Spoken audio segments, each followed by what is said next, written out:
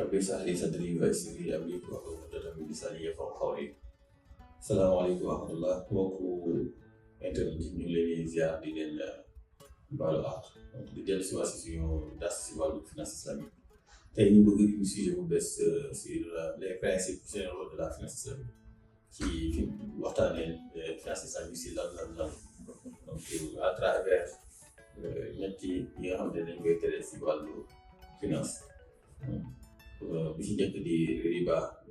gën ko xamee si usure pour les financiers conventionnels wala intérêt bi si tegu di xalaat koy woowee incertitude waaye jiixi jaaxa si wàllu jëflante boo xam te tegu si leer lu leer bi ñetteel bi moom mooy maysir xam te dañ koy woowee spéculation wala muy ay xeetu wuruj yoo xamante ne dañ koy tere aussi si wàllu jëflante yi donc tey bu ñu ñëwee si tere bi njëkk nga xamante ne am solo si wàllu finance islamique mooy riba donc riba dañ koy définir comme loo xamante ne moom mooy intérêt wala usure donc mu nekk loo xamante ne tamit alxuraan ak sunna yëpp dañ ko tere ci seen tere mu nekk lu aju si fexe ba nga xamante ne doomu aadama yi dañ leen di tegal si environnement wala situation boo xamante ne tey seen koom-koom day tegu si lépp loo xamante ne équité lay nekk mais aussi si justice lay nekk. donc bi si njëkk nga xamante ne moom mooy garantie équité donc tey tere bi nga xamante ne tey nañ ko riba donc dafay installé li ñuy wax équité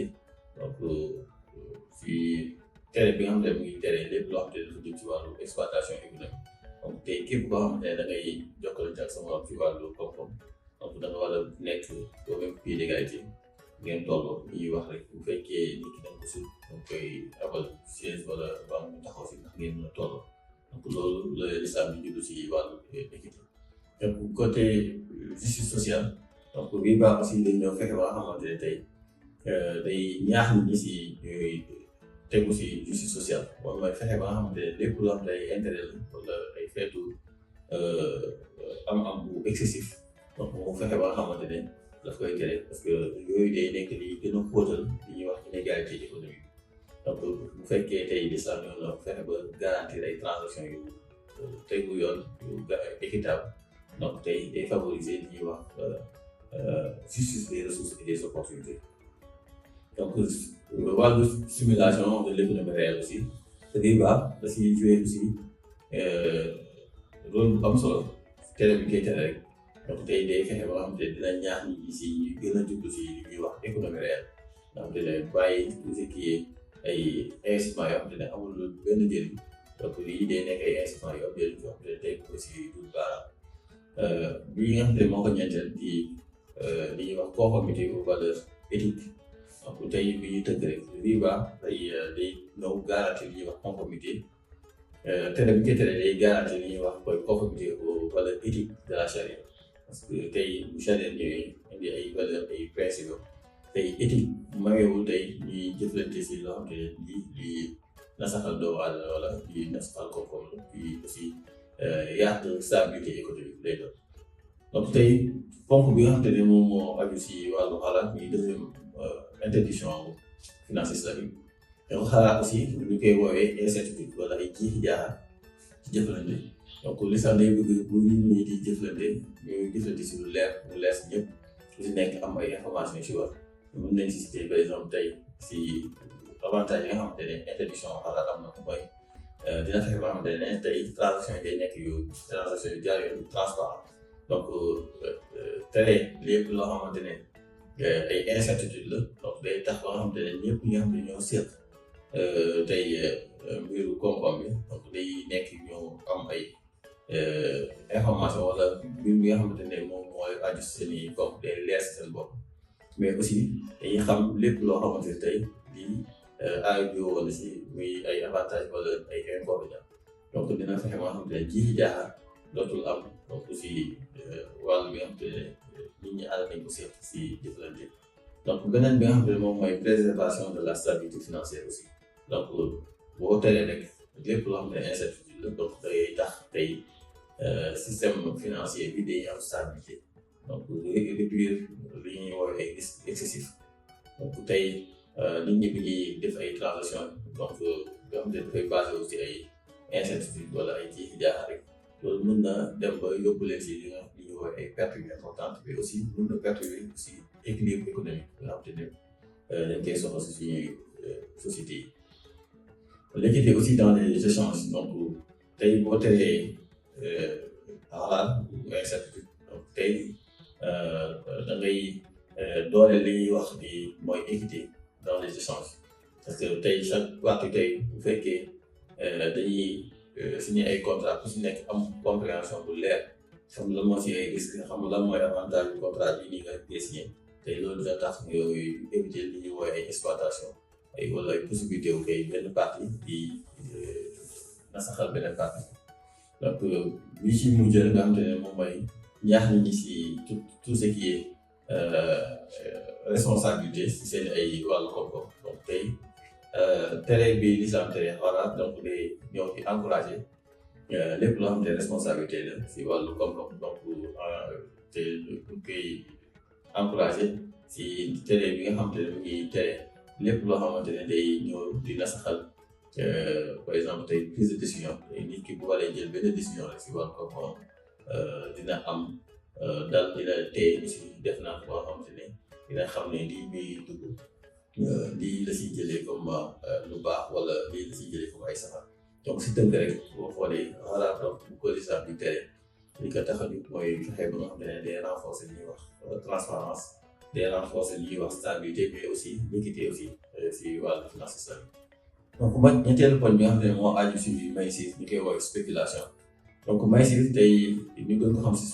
spéculation tey bu ñu koy tënk rek mun nañ ne moom mooy xeetu jëflante yi nga xamante ne tey comme yu mel ni PMI wala carte xaalis nga xamante ne tey bu kii gagné kii perte la bii gagné bii perte lañ koy woowee donc xeet yi nga xamante ne tey mun nañ ne ay investissement la yu amul benn njëriñ si doomu aadama yi amul lenn lu muy yokk si production amul lenn lu muy yokk si koom-koomu réew mi lu dañuy jël alal si ñii ñii bu ñu perte ñu jox ko ñee yi nga xam ne ñoo gagné donc déplacement rek lay nekk si koom-koom donc tey njëriñ yi mën nañ ko lire si à travers points yi aussi nga xam te ne li ci njëkk moom mooy par exemple tey dañuy wax préservation de la prudence financière donc tey bu fekkee tere nañ la lépp loo xam te ne xeetu may seet la donc tey nit ki dina def naan dina am prudence si fi muy dugal alalam nga xam ne fii lu am njëriñ lay doon donc bañ a nekk si koo xamante ne rek di dugg si ay xeetu investissement yoo xamante ne tey mun na ko jural ay ñàkk yu am solo wala mu sax dem ba perturber li ñuy wax stabilité économique beneen bi nga xamante ne moo aju si éthique dans les investissements aussi tey képp koo xamante ne aussi tey yaa ngi moytandiku maysir donc yaa ngi aussi dooleel li ñuy wax mooy éthique si wàllu investissement parce que bu dee da nga ne yow xeetu investissement bu amul njëriñ si nit ñi si doomu aadama yi doo si dugg saa ba di ko yow yaa ngi commencé ubbi buntu xool si loo xamante ne lii dina am njëriñ société bi donc beneen bi nga xamante ne moom mooy li ñuy wax prévention aussi de l'exploitation donc tey képp koo xamante ne yaa ngi décourager par exemple li ñuy wax spéculation excessive ou bien même xeetu maysir donc tey yaa ngi tëj buntu exploitation tey ñi nga xamante ne di nga xaw a néew doole parce que l'islam day bañ tamit nit ki soxla yow nga am alal ba ngay fexe di ko signé loo xamante ne tey lii da koy nasaxal daanaka moom booy gagné moom day perte yu mel noonu donc tey yooyu aussi day tax day favoriser li ñuy wax redistribution équitable aussi des risques et des avantages nga xamante ne lépp loo xamante ne njëriñ la wala luy ay safaan buñ ko àndee si benn activité donc dañ koy séddoo donc de façon équitable poñ bi ci mujj nga xamante ne mooy fexe ba encourager li ñuy wax investissement productif tey bu fekkee l'islam tere na maysir donc tey mu ngi ubbi buntu investissement yi mu bañ a dugg si lépp loo xamante ne rek ay PMI la ay carte xaalis wala ay xeet yu mel noonu nga xamante ne ay xeetu bruit la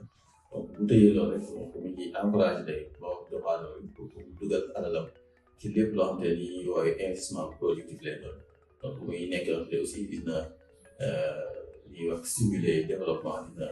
fexe ba nga xamante ne day ñaax doomu aadama si ñu gën a góorgóorlu si seen wàllu koom donc si tënk donc maysir tey boo xoolee day encourager li ñuy wax gestion financière prudente mais bu tegu si éthique mais aussi boo xam te ni ñuy woowee socialement responsable lay doon donc si tënk donc xeetu interdiction yi la ñuy indiloon di riba di xara di maysir donc yii yëpp muy wane rek importance bi nga xamante ne finance islamique jox na ko ñuy lépp loo xam te dafa aju si transparence si justice mais aussi si prudence aussi si wàllu finance yi donc si tënk moom la leen indiloon tey di leen wax ne